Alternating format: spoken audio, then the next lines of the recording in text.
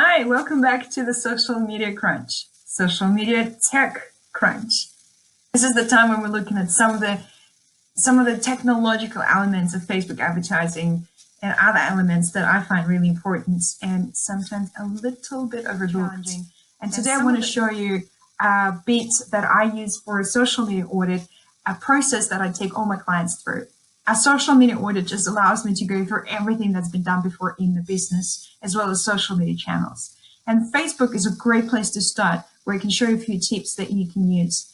And this part of social media audit is extremely beneficial because you get to see what's been working over a period of time and notice some trends. I do social media audit, of course, when I meet my clients for the first time and I want to get my head around everything that's been happening. And we really set out a benchmark so we know exactly what's been happening in the past. But it's a really good thing to do after every big campaign or something really important you ran and you really want to see how you went. And I will show you something that will make it super simple for you as well. As I was saying, this bit helps you to identify the benchmark. So you want to know where you start before you launch any campaign, to be honest. I also love to look at the trends, and I love to see what's been happening over at least 12 months. Sometimes we'll look at our page and we just notice things that are happening on the surface or things that happened recently, and we can draw benefits. We can draw conclusions by saying that, okay, so this worked, that didn't work. Oh, I don't even want to try it. This is not for me.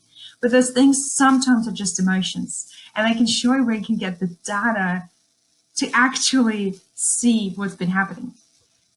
Let's just jump back on the page and we will go into insights. I'm going to use my page. It's a very small page, so maybe not massively a lot of data, but all the data that you will need. And we can export data from your insights. And that's where you get a very big spreadsheet with a lot of numbers, but I'll just show you a few numbers that really matter. And I go for 12 months. The system, if I wanted to go from May to May 2018, won't let you do that. That's a bit of a big stretch, and that's fine. So I just go by pieces. I go just enough 180 days so I can download that data. Actually, I might show that to you as well. It can be helpful. I kick off from May 2018 just because we're in May at the time of this video being recorded. And then I go to about October 2018. It's just the first bunch of information that I can download, and then I'll just compile them all together to have 12 months. I love looking into 12 months. It's just a really good time. And you click export.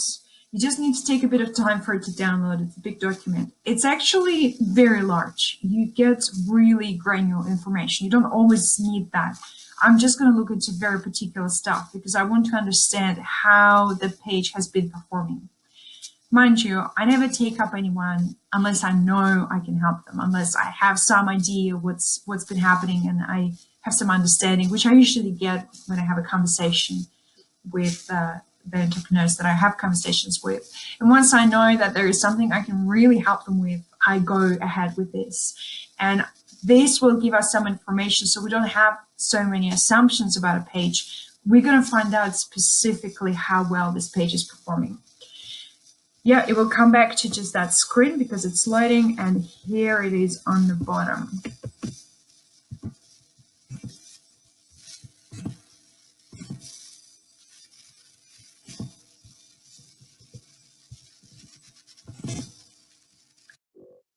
Let's have a look at this now. Sweet. So it gives you just a lot of stuff. I organize those things a little bit for my eye, just as it is convenient for me to look at straight away. Awesome. So there's just heaps of stuff. It goes forever. It's all the information about the page. And also you can see this is quite long.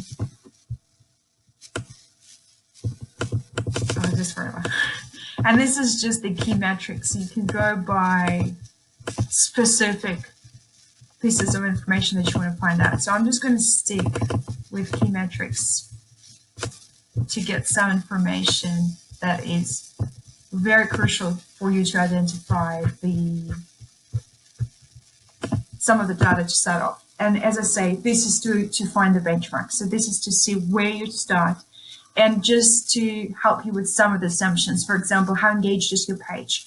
And what's been happening with your engagement there? Do you have a really high reach and a very low engagement? Or they're quite close? Is your content going viral at all? And what kind of content? So this will just be that beginning. I look at the likes as well, and that's actually a different place in Facebook to see how the net likes over 12 months. So I look at where you're at right now, and then the 12 months of just net. So this will show the growth and how big or small the growth is. That correlates with engagement a lot. So I find that important to look at. This is a different place in this process. So we're not going to go there just yet. I'm going to look at engagement. Awesome. So engagement is something I look at first, about from likes, of course, and how a page is engaged. I'm going to go and look for the average, and I'll show you why this is important. Sweet. I'm going to go and take all the numbers from the top.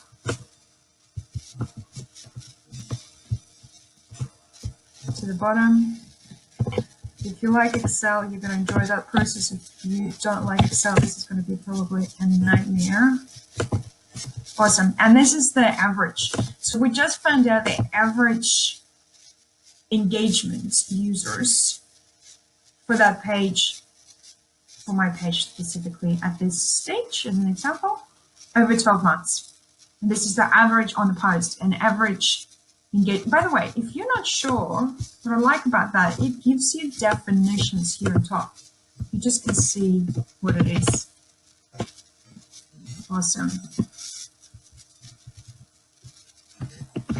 Now, when I look at the reach, because I'm going to compare that, I'm going to see the reach and then the engagement and see what is happening there. And you'll see how, oh, sorry, by the way, a lot easier to do is, whoop,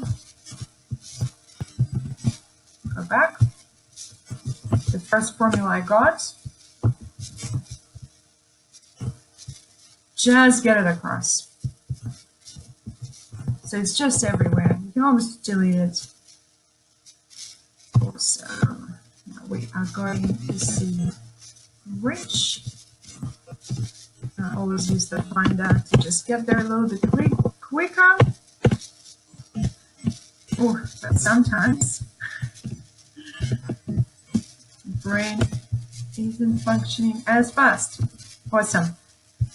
I've got the monthly reach. I look at monthly, it's just a bit of a larger number. You can go daily and weekly, plus I always keep that document as well, so you can come back and refer to this if I need to, but the daily reach is 3,000. And so I have now the reach over 12 months, the average, and engagement. This will give me a rate, but also you can see how engaged the page is, how much potential it has. I'll show an example here. I'm just working on the audit for someone right now. There are different columns, and I organize this like this, just in the neat, nice format, just so a client can have a look at it. But this is 4 different pages of the same brand, and I'm looking at different pages of this brand, and I'm looking at, for example, this page here that has interesting engagement that is quite high, and their net likes is also quite good. This is about 2,700 page, 2,700 likes page, and so there's 527 likes over 12 months. This is net likes, so the process in comparison with their other pages, for example, is the quickest. This page is growing fast, so making a mental note thinking, great, I like that growth. And then I look at their engagement, monthly engagement over this period of time from May to May that I'm looking at the moment of recording this video. And I'm thinking that's a very nice engagement over this period of time, but for some reason it's not as high as this one. So I'm going to go to this page and compare them and see what is this page doing so much better than this one. So their engagement is a little bit higher. And then their reach is really good. And I'm thinking this is fantastic reach, but the engagement is a little bit high for such low or such high reach. So I'm already making a mental note thinking I need to go into their content and have a look what's happening. I look at their viral. This is how much content gets reshared further and further. I like how viral their content is. Perfect. So now I'm thinking, okay, once we're testing new content, I'm expecting it to go quite viral. I love that. We're looking at their videos. And I'm very interested again to see that this other page that is quite a large page in comparison to this page, it's just having low views, less views on their videos. I'm going to go later and find out whether they have enough videos there, whether that's part of their strategy. But I look into those figures, and by themselves, of course, it might look a little bit, oh, I've got just numbers here and there. But once you know where you took them from, and of course, when I work with my clients, I have the interpretation of data for them, so they don't need to go through all this process. Then we know what to expect a little bit more.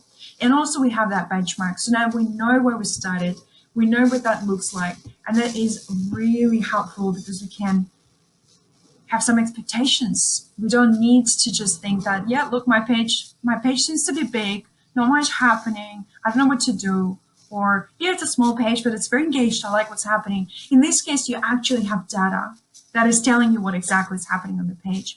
And just given my experience, of course, as well, I can tell that those differences in numbers, what they usually mean or what we can expect from it. So, of course, with my professional eye, that helps a lot to look at that. And I put that into my interpretations for my clients.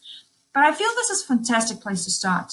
Start with looking into your data over a period of time. If you've decided that you're going to launch a new campaign, and see where your page is actually at the moment.